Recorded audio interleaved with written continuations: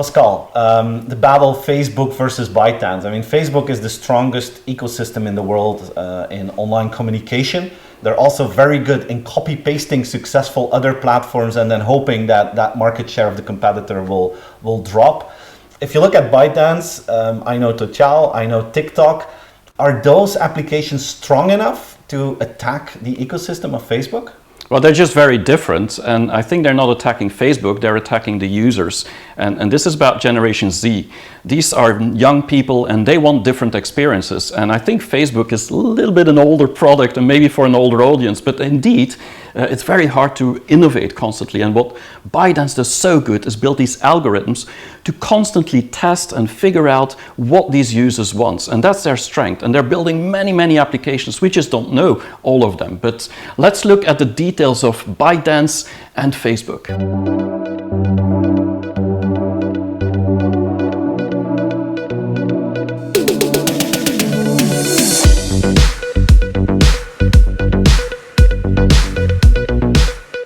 As we all know, Facebook is more than Facebook. You have a family of apps with WhatsApp, Messenger, Facebook, Instagram, all of them hugely successful. And if you look to the whole network that Facebook created, I think the one thing that they did really well is just get to the right acquisitions at the right moment. If you look at it, that they acquired Instagram for 1 billion, back then people were like, what? He paid 1 billion for a platform with 30 million users? But if you look now, it's one of the cash machines of the Facebook group. Same with WhatsApp. He acquired it for $19 billion. The funny part of the story was that this was a guy who created WhatsApp that once applied to Facebook. He never got the job. He said, well, then I'm going to start my own company. He started WhatsApp. And then about a year and a half later, Mark had to buy him back for $19 billion. So that was a good career move from that guy. But looking back, I mean, WhatsApp has been a tremendous investment as well for Facebook. And if they want to buy something and they don't succeed, like with Snapchat, then they are experts in copy-pasting the strong features from these platforms. And by doing so, actually leveraging the network that they have to try to destroy the other rising competitor. Like Snapchat never really reached the amount of people that people thought it would a couple of years ago because Instagram stories just threw them on the ground. But there's more than just these social networks. Facebook has their virtual reality labs where they try to think of the new platform that could come to the world. And they are strong believers in the metaverse where they try to create a virtual environment where we can all meet. Today they have Horizon Workrooms, which is like, it's almost like you're in a cartoon and you're an avatar and you're meeting with other people in three-dimensional settings. Imagine that they could do this with real humans. Today we communicate a lot on two-dimensional screens with Zoom and Teams. I'm convinced that the future of digital communication will be three-dimensional, where we're going to see each other just like we see each other in a physical setting. With Horizons, they're placing a first step in that direction. It feels still a little bit gimmicky, but you could see what this could look like if they build upon that. And recently they launched a new platform, their Facebook glasses, together with Ray-Ban, because Mark Zuckerberg believes that glasses will be the next platform after the smartphone, and he believes that thanks to these glasses we'll have mixed reality, and if we walk around we see all kind of additional virtual information on top of what we see physically. These pair of glasses that they launched now, they're a first step in that. It's basically a good-looking pair of sunglasses. And they have 2 cameras in it, so you can take pictures, you can take videos. There are Bluetooth earphones included in it. You can talk to it. You can say, hey, Facebook, take a picture, and then you can share it. So it's not really an augmented reality platform yet, but it's a first step of experimenting with that. And if you compare these glasses, for instance, with the ones that Snapchat used in the past, those glasses, they looked gimmicky. You looked like an idiot when you were wearing them. These, the ones that Facebook released with Ray-Ban, they actually look cool, and I think, of course, that's going to be a parameter for success. So you see how Facebook is constantly trying to come up with new platforms to see how they can leverage the billions of users that they have on their other platforms. Now, if we look to the challenges, Facebook now almost has 3 billion users on all of their platforms together, 3 billion, and growth isn't stopping. But still, the question is, at a certain point, how well will they be able to keep people on their platforms?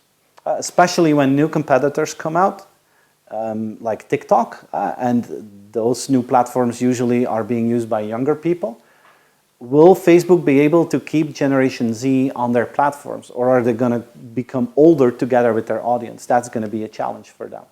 Another challenge is their revenue.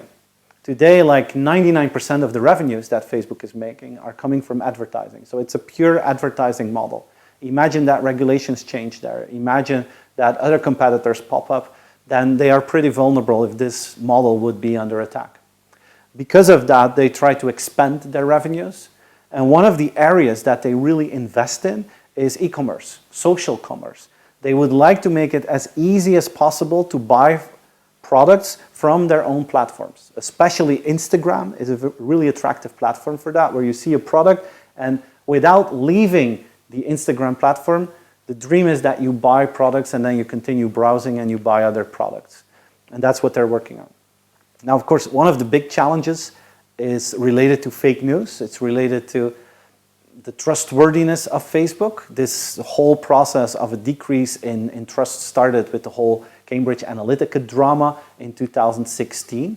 And many people are really worried that Facebook cannot handle this. I don't know if you remember this, but about 2 years ago, they came up with this new financial platform, cryptocurrency, a platform called Libra, where they will working together with many big companies like MasterCard and Uber and others.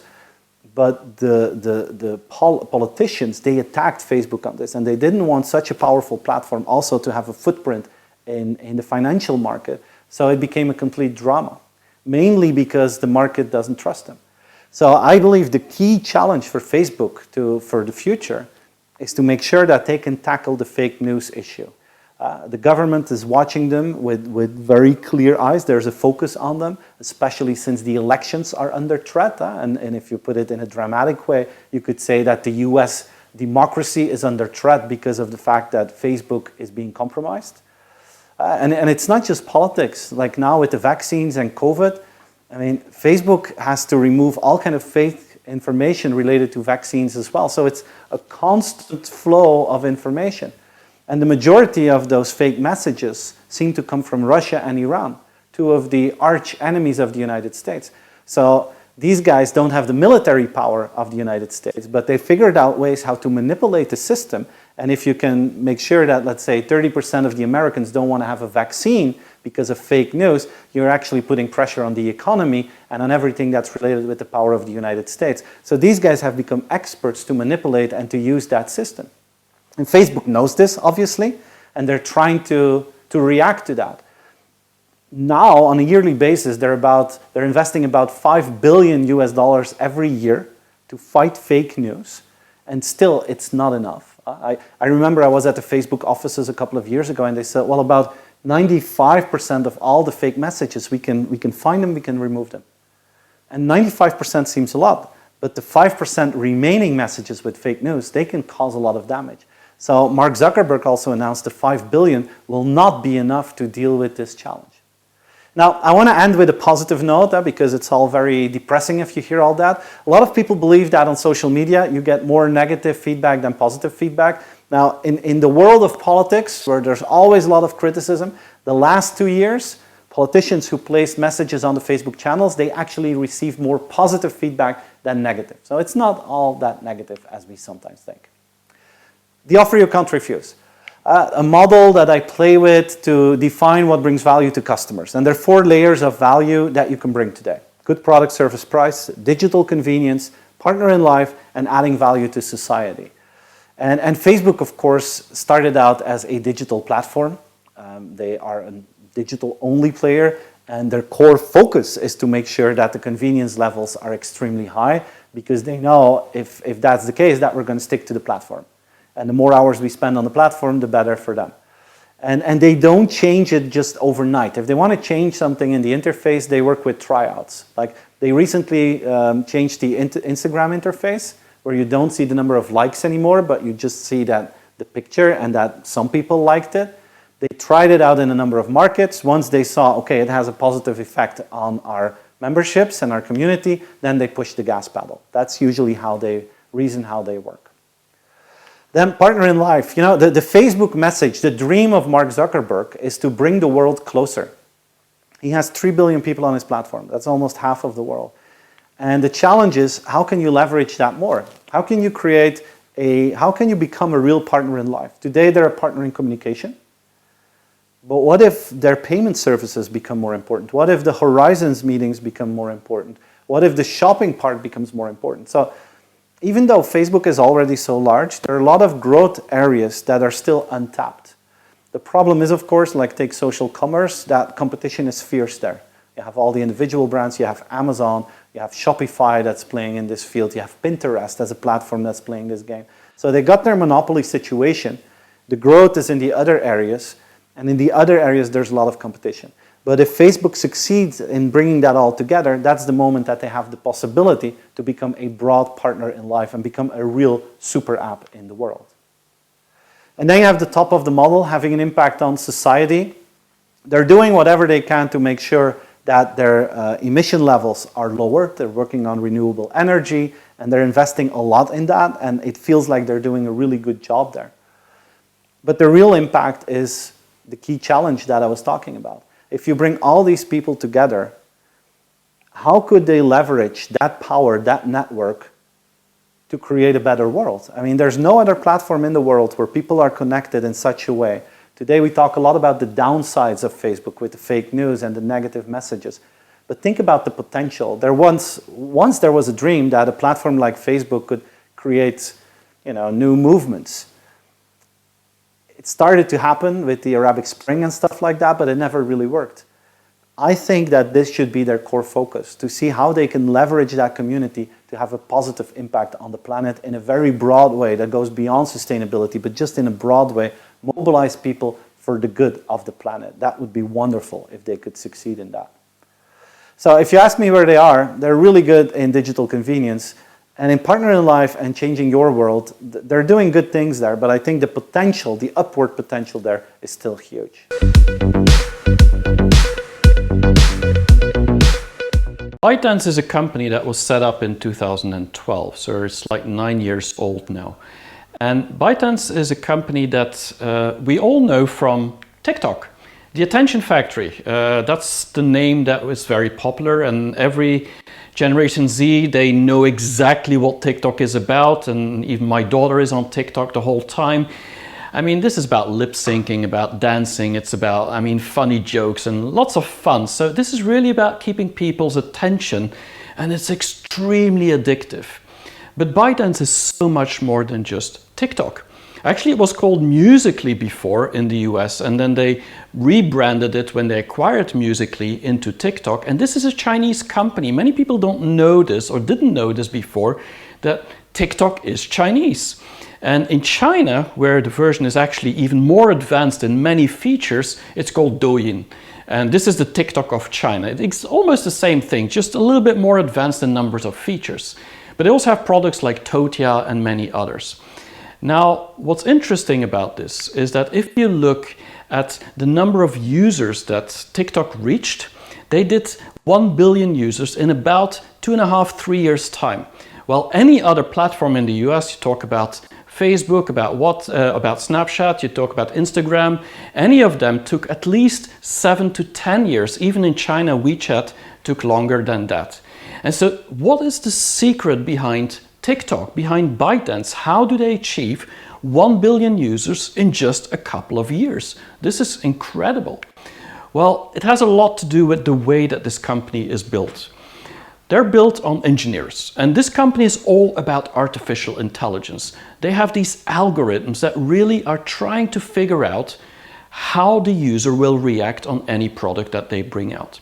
And we all know Bytedance from TikTok, and maybe in China DouYin and Toutiao, the news aggregator, but every year they bring out almost 50 applications. Nobody knows this, very few people do. And the reason they do that is they're constantly trying to figure out what is the product that will be the next hit to go with. And then they have these AI algorithms that try to figure out what users are reacting on. And so this is not like Facebook that brings out a product every so many years, and when did we see a last new product from Facebook? No, this is about every week a new product, and then trying to tweak the algorithms to see, can we change it so more people go onto the platform. So right now they have already almost 50 products that are actually popular in China, many, and in many areas. It's not just about consumer apps, there's education apps, there's a lot of vertical applications, and then internationally they have also apps even in the B2B world like Lark. It's like a Google type of workplace. And so this is actually what TikTok, what Bytedance, what Toutiao, what it's all about. It's about many apps and then algorithms to improve it. And that's why they're so innovative.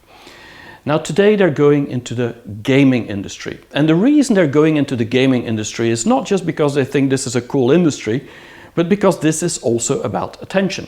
And so there's two directions. You can go into trade like Amazon or Alibaba, and then you have all this infrastructure, and then you can try and sell things online, but also adding a social aspect to it. Or you go the other route, like Tencent does and Bytedance, by going into the social, getting attention, and then once people are constantly on your platform, then you can add the e-commerce. And gaming, together with just the attention factory that TikTok has on social media, would actually give maybe 80% of the attention time online for anyone in Generation Z or millennials, and that is a gold mine. So they're going into that direction, and they just bought a VR company, hardware and software, Chinese company called Pico, to go head on with Facebook into the VR environment, and also a head on with Tencent. So I'm very bullish that I think this company, TikTok or Bytedance, could be very successful into VR. And so we're seeing things coming together. And the secret of Bytedance, in my view, is that they try out all these new products every single time. And so they might be the first one each time to catch that new wave. And then maybe companies like Tencent or Facebook will copy them. Now, I do believe there's a lot of opportunities for this company. There's innovation drive, and AI engineers are top notch. The best in China, the best in the world that they can get. They're paying them full price, and some of them is millions of dollars every year, because they really want to have the best architects and figure out how this algorithm can make things even more addictive and figure out the best products for the market. But they're also going heavily into e-commerce now. Now this is a place where you have the big players like Alibaba in China and Amazon. And so how do you go into e-commerce? They don't have all that infrastructure. But their way of doing it will be actually to connect with the brands and with suppliers and partners. But ultimately, if you have the attention, because it's really an attention factory, then you got their attention of the users. And then it's quite easy to add e-commerce on that.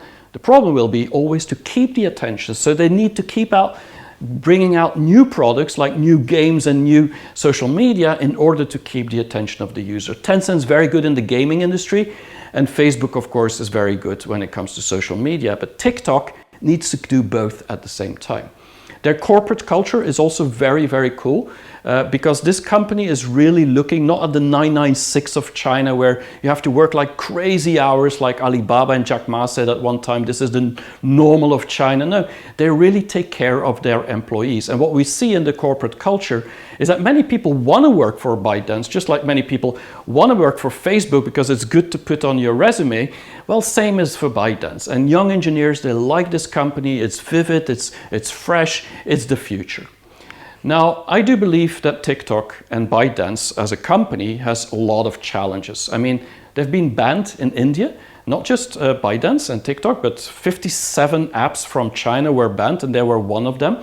So there's a lot of geopolitical context and friction there between India, between the West and China when it comes to social media. And this has a lot to do, of course, with data gathering and information about personal information about people. And even though their system is quite safe and secure and they know exactly what they're doing, I mean, Trump was trying to ban TikTok in the US just 2 years ago, and he was even saying that they should sell it to a US company. Microsoft was interested, Oracle. I mean, it didn't happen, and TikTok went to sue this government, and actually they won, so they could stay there. But the impression is very much that they have to think differently when going abroad. And despite the fact that TikTok is doing their best, because, I mean, name me one other big Chinese company that is successful both outside China and inside China in social media. I mean, it's very hard. And so this is where they really have their value of localization. They've been doing that very well. And that has to do with the human resource challenges that they have, but also the opportunities. The real problem is that they're having to hire so many people. I mean, they have to hire so many engineers because they're growing way faster than any company has ever grown. And so I remember that they were hiring like 50,000 employees in 1 year time. I mean, that means like 2,000 interviews per day you have to do. How do you do that for a company that used to be like 5-6 years old? I mean, that's not easy. And they also have to deal with copycats. Facebook and other companies in China are even copying them as well. So everybody's copying TikTok because once their model works for one specific product, everybody wants in. And maybe now it's live streaming or short video. I mean, the trends change, but TikTok seems to be on that wave every single time. Now, when we look at the offer you can't refuse concept, then the ultimate convenience for TikTok is obvious. It's very algorithm-driven personalization. What that means is that this algorithm, specifically if you look at the product Toutiao, which is a news aggregator, then you see that the news that you read on Toutiao in China, it's a Chinese app, what you see is that this is really personalized for you. Exactly what you like to read of news. In my case, that would be, of course, tech and China. That's what you get. You get more and more of the same. And so they know you so much, better than your best friend, that they can stream all these things to you instantly.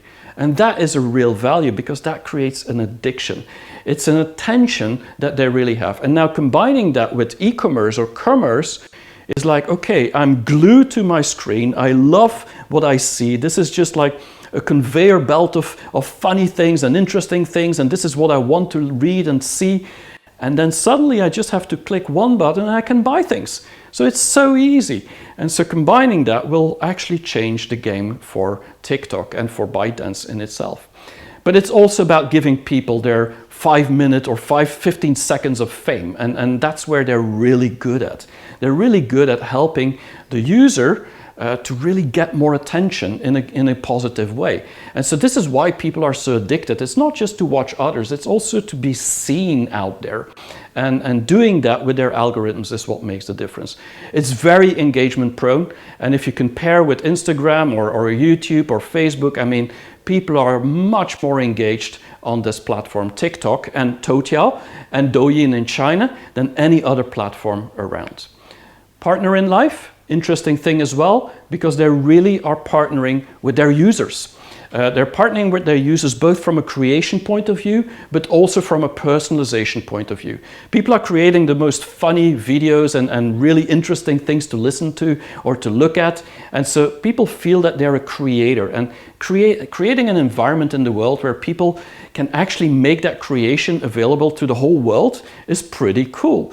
Now, personalizing the information specifically with Toutiao, with TikTok, so you see more of what you really like, that's really cool as well. And so this is where they're really partnering with what people want to hear, want to see. But what I think is going to be interesting is the mini programs that they're working on. And what that means is that brands now don't have to post or put their products on the flagship stores of Alibaba anymore, but they can go directly to Bytedance, to DouYin, or go directly to TikTok, and they will actually put into these videos, into this stream, they will actually put advertisement, or they will put opportunities to buy the products that you see while the video is playing, and then go directly to the brand's application. So the data gets owned still by the brand. And that's a game changer as well, probably. The community building is very strong. Now, talking about saving the world, I mean, this is a company that's only 9 years old. It's very young, so they're doing what they can. But it's really, for them, very important to help the government, help China specifically to get out of the problems that they have when it comes to the environment, when it comes to poverty, when it comes to promoting employees. They're trying to do their best, as you can see, to make everybody more inclusive. They've even given 1% of their shares to the government, and that a lot of people are saying like, wow, well, why do they do that? Well, it's simply because they want to be aligned with the purpose of what's happening in China, which means to help people out of poverty and create a better or harmonious environment, like they say in China. And so this is really strategic because that 1% could give them a lot of leverage in the future and at the same time help the planet. The CEO stepped down just recently, and he stepped down because he said, I want to spend more time on social responsibility. So somehow, when you have built an empire like that in just 9 years' time, and you say, now it's time for me to do good for the world, I do believe there's some truth into that.